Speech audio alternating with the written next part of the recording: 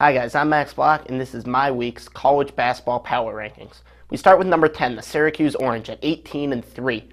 Rick Jackson has led the way for this team, scoring 13 points and pulling in nearly 12 rebounds a game.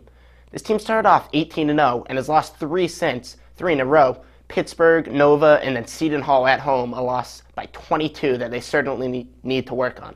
Moving to number 9, Missouri out of the Big 12, 17-3. They're 5th in the country in points per game, 85 points, and then 6th in assists. They have two big wins versus Illinois and Kansas State, but they also have some losses they got to work on against Georgetown, Colorado, and also a tough Texas A&M team.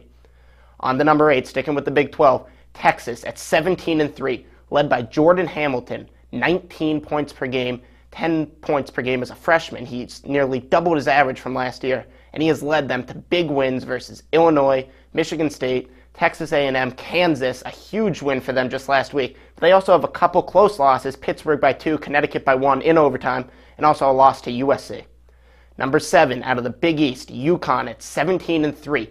Kemba Walker has led the way with 24.4 points per game, 2nd in the country. They have big wins against Kentucky, Texas, Villanova, Michigan State, but they also have some losses. They lost at Pitt, at Notre Dame, and then just dropped one today to Louisville, a tough loss for them. Down to number 6, San Diego State, a team everyone's been watching.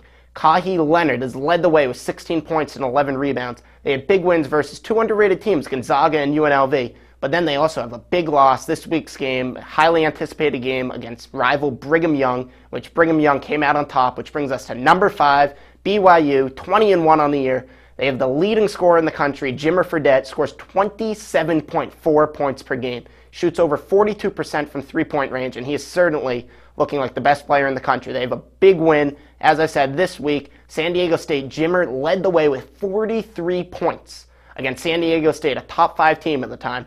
Their one loss on the season came against UCLA, where Jimmer had a subpar day for himself, 25 points. But besides that, Brigham Young looks like a team to watch out for. You certainly can't miss them, and they certainly could be real contenders come March. Now, back to the Big East for number 4. Move on to Pittsburgh, 19-2. They just dropped a close one to Notre Dame. But what they need is someone to step up. They need that one all-star player, that one All-American, who they can count on in the clutch. Ashton Gibbs has had 15.5 points a game, but that's not going to do it. They need one player to step up and really lead this team on if they want to win in March. They are 1st in the country in assists and 2nd in rebounds. They have huge wins against Texas, Connecticut, Syracuse, Georgetown, but their losses against Tennessee and Notre Dame, they need that one player who can step up and they can give the ball to in the clutch. Down to number 3, out of the Big 12, Kansas, 19-1.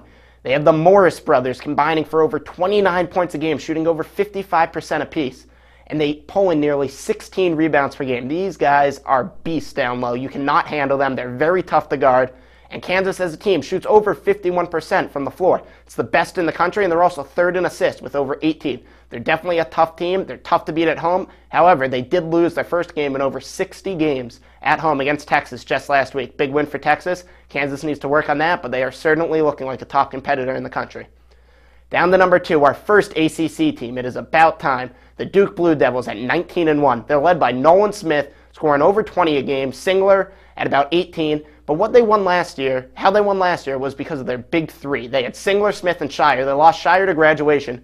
But freshman Kyrie Irving has really stepped into the role. He got injured earlier in the season, hasn't played much, only played 8 games. But in those 8 games was scoring over 17 points per game.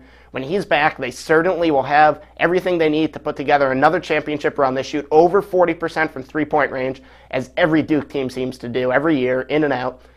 And they have key wins against Kansas State and Michigan State. But that leads us on to number 1, no question, best team in the country right now, Ohio State, 21-0, the last undefeated team, and they deserve it. They're led by freshman phenom Jared Sullinger, scoring about 18 points a game and pulling in 10 rebounds. He is a monster down low, tough to guard, came into college with really, really high expectations, and he has not let anyone down. This team, Ohio State, shoots about 50% from the floor, 4th in the country, and they had big wins versus Florida, Minnesota, Illinois, Purdue, and the list just goes on. However, I don't think in a tough Big Ten they're going to be able to run the table and go undefeated. They still have to play at Minnesota. They have to play Wisconsin both home and away. They have to go out to Purdue, play Michigan State at home, and the Big Ten is just such a high-powered conference that I don't think they're going to be able to run away and go undefeated in this conference. So that's going to do it for my week's power ratings. I'm Max Block. Thanks for watching.